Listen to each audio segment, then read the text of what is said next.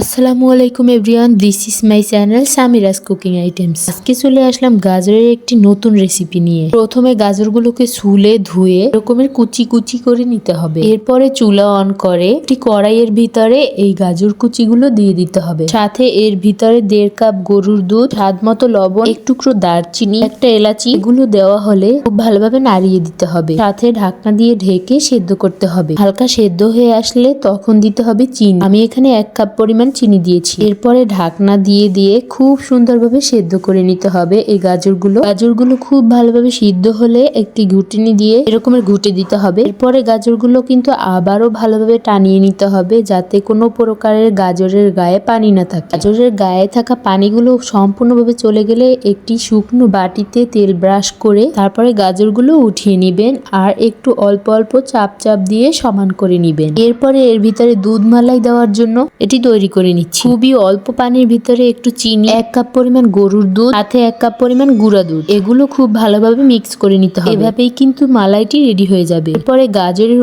উপরে মালাইগুলো দিয়ে এর উপরে কিছু কিশমিশ ছড়িয়ে দিয়েই নরমাল ফ্রিজে 1 ঘন্টার মতো রেখে দিবেন। এরপরে বের করে কেটে পরিবেশন করতে পারেন। এটি কিন্তু খেতে অনেক অনেক বেশি মজার। আমার বানানো দুধ মালাইটি একদম অল্প হয়ে গেছে, কারণে গাজরগুলো কিন্তু খুব ভালোভাবে ঢেকে যায়নি। আপনারা একটু বাড়িয়ে দুধ মালাইটি করবেন, তাহলে খুব সুন্দর দেখতে হবে, তবে এটি খেতে দারুণ মজার।